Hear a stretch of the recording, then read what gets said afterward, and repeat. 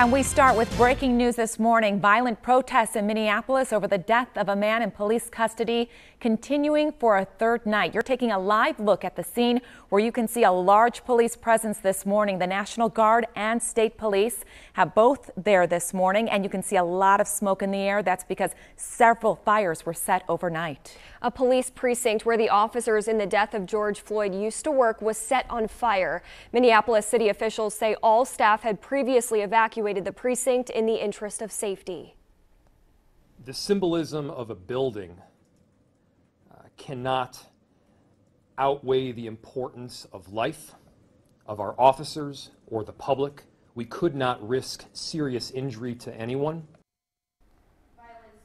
Also erupting in the neighboring city of St. Paul, multiple fires were reported overnight. Police responded to protesters with tear gas and rubber bullets. The Minnesota National Guard is sending more than 500 troops to the cities. Let's get a check of your weather this morning as you head out the door. And this is a live look in Mishawaka where you can see we do have clouds. We've seen some rain showers to start your Friday.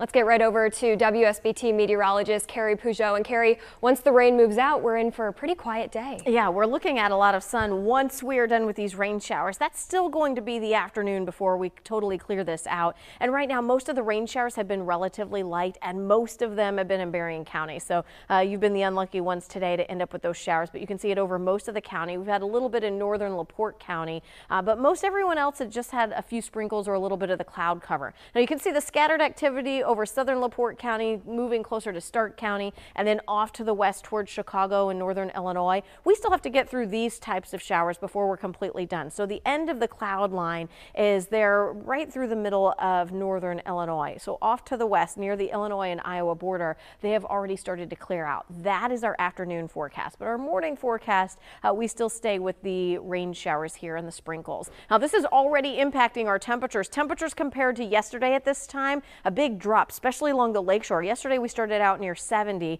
For most of you, you've dipped into the 60s, but along the lakeshore, we've even dropped into the 50s with that rain. Look at this, 54 in Michigan City, 56 in LaPorte, at 59 degrees in South Bend. Today is going to be cooler. It's still humid this morning though because of the rain. We get a small shower or sprinkle this afternoon, but most of the afternoon hours we're looking at that sunshine, and that leads us into a cooler weekend. And I'll show you more on that in just a few minutes. Carrie, thank you. It's been more than 2 months since people received information about the census, but Berrien County still has 25,000 households needing to complete it.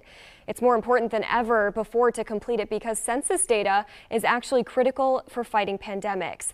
As the president declares states as disaster areas from the virus, the amount aid FEMA sends depends on losses per person.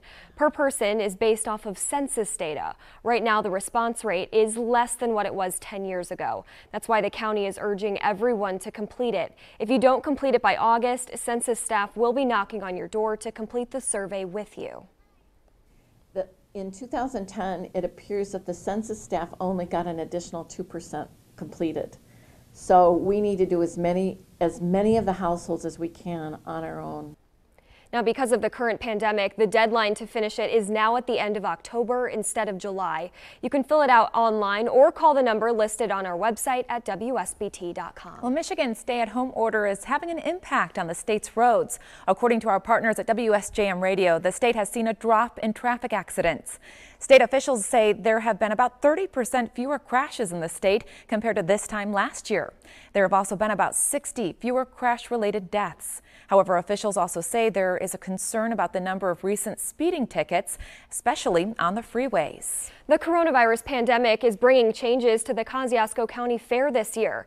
This year, there will not be 4-H animals. There will still be rides, food, and games. Fair officials will encourage physical distancing and take extra precautions to sanitize high-traffic areas like bathrooms. Now, the fair will have a reduced price for entry. They have a shield. They're not going to have that shield. Trump signing an executive order that takes aim at social media companies. The order reinterprets a 1996 law originally meant to protect websites and tech companies from lawsuits surrounding content policing. Among other things, this executive order blocks social media companies from receiving tax dollars if they're found to have engaged in censorship. Leaders in social media say the order could restrict free speech. I think a government choosing to censor a platform because they're worried about censorship doesn't exactly strike me as the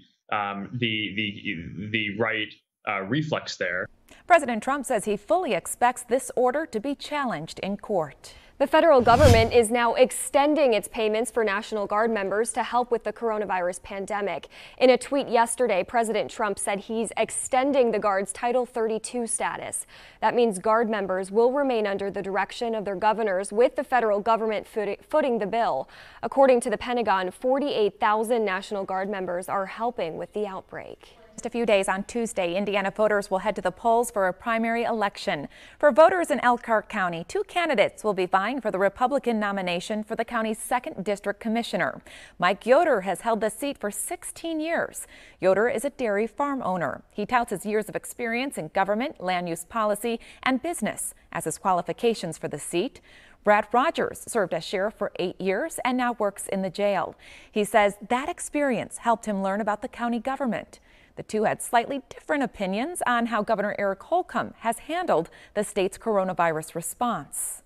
There just are no good answers, and I think his plan is as close to the best plan that we can come up with. I don't believe that government should be telling people to shutter their doors. We shouldn't be telling people who's essential and who's not. Yoder says his top priorities are broadband internet and court consolidation. Rogers says he will prioritize promoting individual and property rights. Elkhart's Faith Mission homeless shelter now making adaptations for the pandemic. The mission is remodeling rooms as a way to help the homeless dealing with coronavirus issues. The rooms will replace a temporary shelter at Elkhart Central High School that's been phased out. The renovated facility will help those who have the virus or are in quarantine. And then we'll have a separate space that people will stay for their quarantine time, or while they're waiting, they're tested, but they're waiting their results. But if they've been in contact with somebody, they may have to be quarantined for 14 days. And so we'll have a space for that. The project also includes a new addition. It will have showers, restrooms, and locker rooms for the homeless, as well as a new entrance with a security checkpoint. At 7:38 now, and right now, thousands of people at NASA and SpaceX are preparing for a second attempt at making history. Still ahead, what you can expect out of tomorrow's planned launch and a closer look at a local connection.